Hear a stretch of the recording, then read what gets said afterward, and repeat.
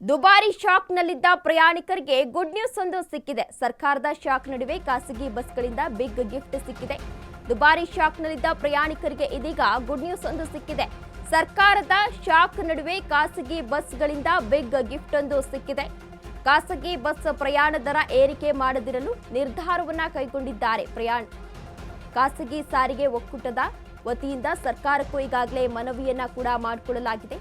Road tax ಇಳಿಕೆ ಮಾಡುವಂತೆ ಮನವಿಯನ್ನ ಮಾಡಿದ್ದಾರೆ ಒಕ್ಕೂಟ ಎನ್ನುವ ಮಾಹಿತಿ ಸಿಗ್ತಾ ಇದೆ.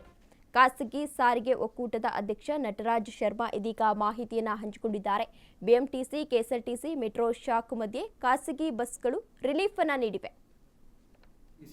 ಕರ್ನಾಟಕ ರಾಜ್ಯದಲ್ಲಿ ಇವತ್ತು ಕೆಎಸ್ಆರ್ಟಿಸಿ ಮತ್ತು ಬಿಎಂಟಿಸಿ 15% ಒಂದು ದರವನ್ನು ಹೆಚ್ಚು ಮಾಡಿದೆ. ಖಾಸಗಿಯವರು ದರ ಹೆಚ್ಚು ಮಾಡ್ತಾರ ಅನ್ನೋಂಥ ಒಂದು ಕಳವಳ ಕೂಡ ಇವತ್ತು ಎಲ್ಲ ಸಾರ್ವಜನಿಕರ ಮಧ್ಯದಲ್ಲಿದೆ. ನಾವು ಖಾಸಗಿಗೆ ಸಂಬಂಧಪಟ್ಟಂತೆ ಖಾಸಗಿ ಬಸ್ ಮಾಲೀಕರ ಸಂಘದಿಂದ ಯಾವುದೇ ರೀತಿಯಾದಂಥ ದರ ಪರಿಷ್ಕರಣೆ ಮಾಡಬಾರ್ದು ಅನ್ನೋಂಥ ಒಂದು ಡಿಸಿಷನ್ನ ತಗೊಂಡಿದ್ದೀವಿ. ಅದೇ ರೀತಿಯಲ್ಲಿ ತಮಗೆಲ್ಲ ಗೊತ್ತು, ಈಗ BMTC ಕೂಡ ಇವತ್ತು ದರವನ್ನು ಹೆಚ್ಚು ಮಾಡಿದೆ.